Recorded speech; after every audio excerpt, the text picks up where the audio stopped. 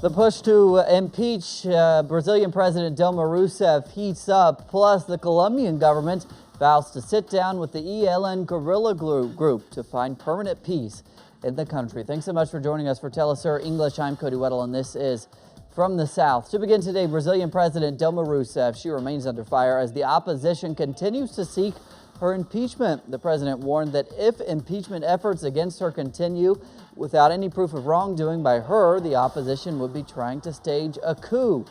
The strong words come after the PMDB party broke its governing alliance with the Workers' Party.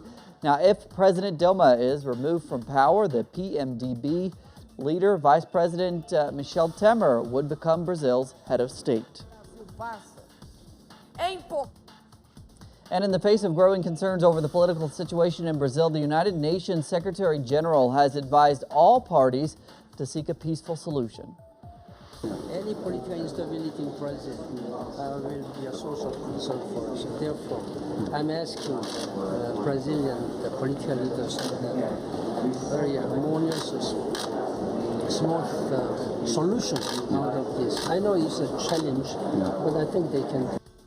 The Colombian government has announced the beginning of formal peace talks with the country's second largest rebel group, the ELN. Now, the announcement comes after months of stalled negotiations. The ELN and the government have agreed on a 6-point agenda. The talks will take place in 5 different countries, and the agenda set out by the government and the guerrillas will be accompanied by an action plan to implement the agreements. The implementation of the agreements will be defined by a general action plan, which will be built with specific plans within the agenda and will have its own schedule. The general action plan will have control mechanisms and monitoring, which will include civil society, the international community, the government, and the ELN. The action plan will touch on social, judicial, economic, and diplomatic issues. And joining us over the phone now is our correspondent Ian Bruce. He is at a press conference that's being offered by the ELN guerrillas. Ian, you know, there in Colombia, lawmakers are demanding the ELN to declare a unilateral ceasefire. Was that mentioned during the press conference? It was mentioned, but there wasn't a clear answer to that. I think that depends very much, Cody, on exactly how the talks begin with the government, when and how they really get underway. Nonetheless, this is a really important move for the peace process in Colombia. Just a few hours after the agreement was sealed here in Caracas, the South American regional bloc, UNASUR, issued a declaration welcoming it and saying this was the missing piece of the whole peace process for Colombia and should complement and help achieve a successful outcome to the existing talks with the larger FARC group. So it is an important day. We're still unclear about many of the mechanisms and exactly how this will develop. It's a bit unusual. It's going to happen across 5 countries. First of all in Ecuador, but it's going to move at some point to Venezuela, Cuba, Chile, and Brazil. So it's going to be an interesting and complicated process. But it's certainly an important one. Any indication there, Ian, on what the participation of social movements might be within this process? That's one of the interesting differences, if you like, with the process with the FARC, or just at least a difference of emphasis, because they also talk about social participation. But the importance of Colombian society taking a major role in the peace process is very, very essential to this agreement. It takes up 3 of the 6 points on the agenda in one form or another. That includes the kinds of social changes that social movements and sections of social society want to propose as part of the final peace agreement, including environmental protection, overcoming poverty and exclusion, and so on and so forth. So there is definitely, at least from the side of the ELN, a desire to include those voices. However, it should also be said that President Santos said today that while he very much supports the move, he will not be negotiating a change to Colombia's economic model. So there's obviously some differences there. All right, Ian Bruce there. Exciting news for Colombians as that country continues to move towards peace. Ian Bruce, thanks so much. Moving on, the Argentine government is one step closer to reaching a deal with a group of bondholders dubbed the Vulture Funds. Now, the previous government had refused to pay the abusive interest rates being claimed by the creditors, but President Mauricio Macri's administration agreed to pay them $4.6 million. The opposition has insisted that the agreement will open the way for other creditors to demand a similar amount of money, generating a crisis for the country's finances.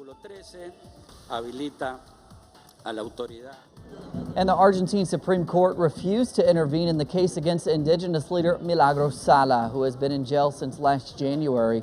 The indigenous leader was accused by the local government of Jujuy of extortion, but no evidence against her has been presented. The Supreme Court refused to intervene since it considers that the case is beyond the reach of the court at this point.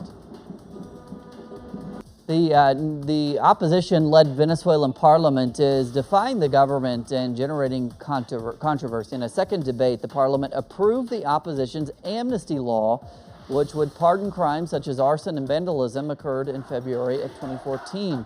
President Nicolas Maduro has proposed the bill to be analyzed by the United Nations. However, the opposition moved swiftly to vote the law late on Tuesday, even though it wasn't part of the parliament's agenda. President Maduro promised to challenge the law's constitutionality. Bolivian President Evo Morales has made a visit to the Celala River, which borders with Chile. Now, the river is part of a dispute between Bolivia and Chile, since Bolivia says the waters of the river are being used illegally. Although Bolivia has not formally proceeded, Chilean President Michelle Bachelet has announced that it would face the challenge once La Paz introduces its case to the International Court of Justice in The Hague. Bolivia's legal team is analyzing if the Celala River dispute could be added to the already open case over Bolivia's access to the sea.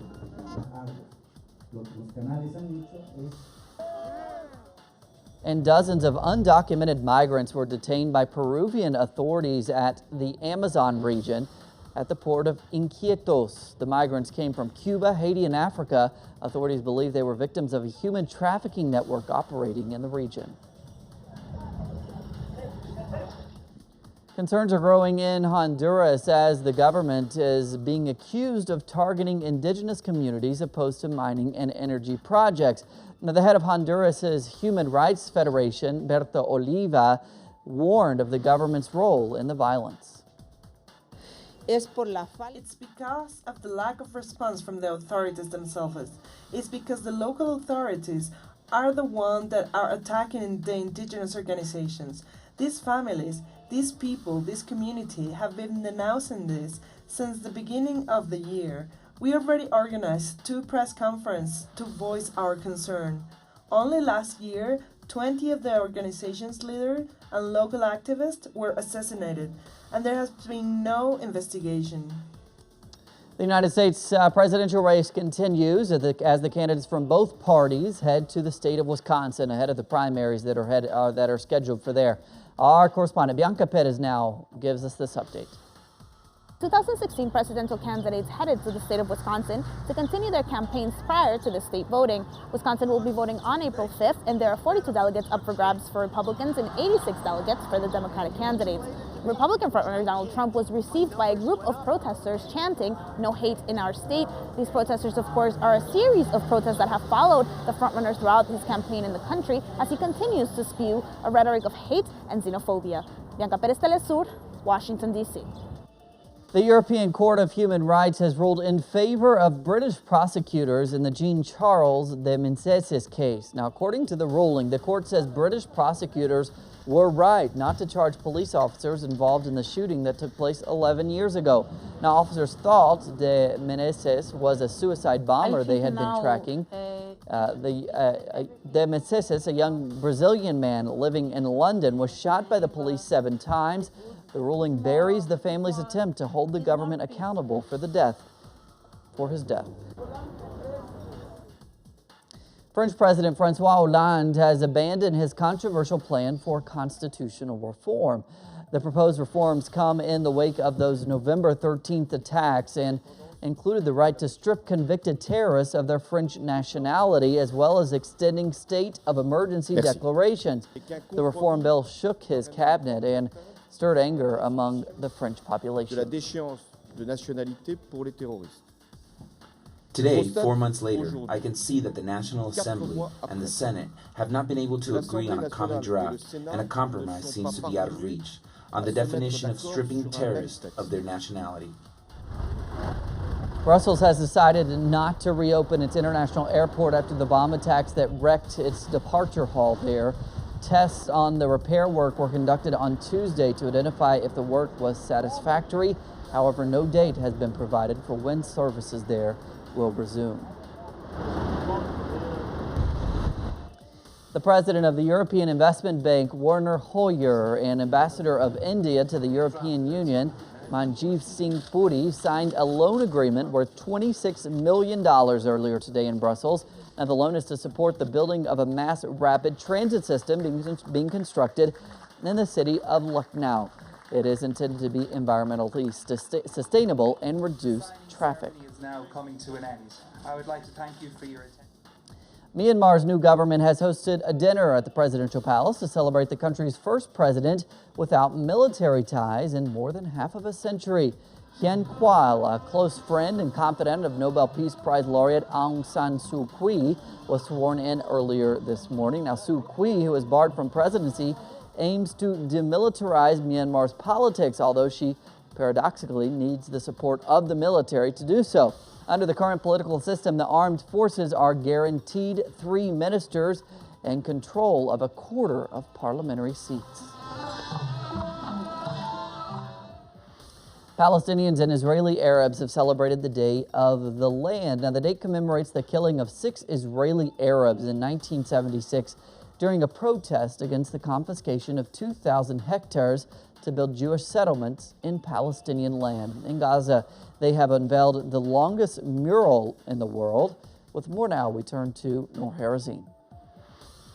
The Center of Culture and Free Thoughts in the Gaza Strip unveiled Tuesday morning the longest mural in the world at the Al Katiba land in western Gaza City in commemoration of Land Day on March 30th.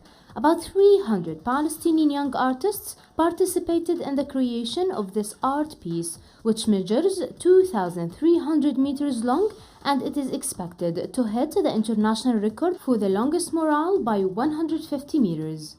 The mural is a visual narration of the Palestinian history since its early days until the breaking out of the popular uprising across the Palestinian territories last October. The director of the center, Ms. Maryam Zaqqout, said that the mural includes images which deny Israeli allegations that the Palestinians are a people without a land or history. This event is held in commemoration of Land Day. It's an eternal day which represents a pillar in the struggle of Palestinian people and their conflict against the Israeli occupation. As Palestinians, we have the right to use all means of resistance. We are a people under occupation. Israel still claims that we are a people without land. These images prove that we are a people with a past, a history, and a present, and we must have a future.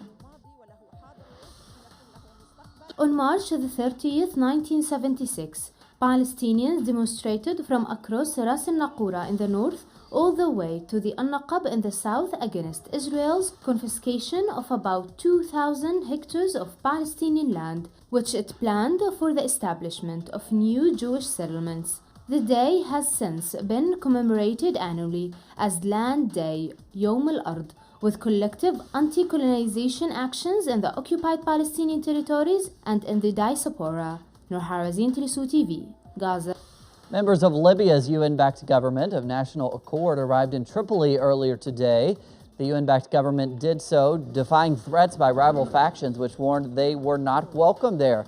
The Presidential Council was formed under a UN-mediated peace deal late last year in an effort to end the country's political chaos and the armed conflict. An Egyptian man accused of hijacking a passenger plane and diverting it to Cyprus appeared in court earlier today. Saif el-Din Mustafa told police that he wanted to see his estranged wife, who is living in Cyprus. Mustafa will remain in custody as police conduct the investigation to determine if he constitutes a threat or not.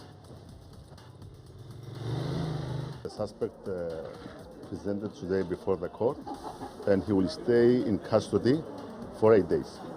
So the case is under investigation, And in the framework of this investigation, we are going to take statements and we continue to inquiries just to finish the whole case.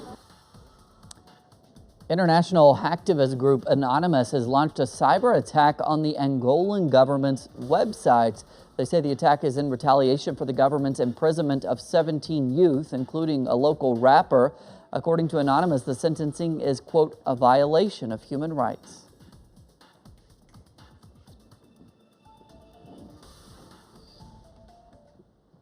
Mexico's national team has launched a campaign to discourage fans from shouting homophobic slurs during football matches.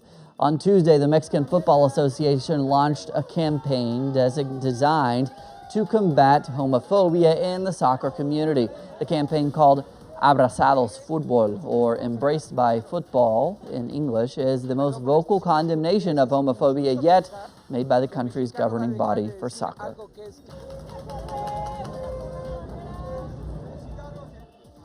English romantic poet William Blake is being celebrated in modern style through hip-hop, rapping, and beatboxing. British rapper and beatboxer Testament has combined the poetry of Blake with his love of UK hip-hop in the show titled Blake Remix. Now, the rapper worked on the project with one of the best so-called scratcher DJs, DJ Woody, who is known throughout the UK for his groundbreaking mixing techniques. In a wildflower.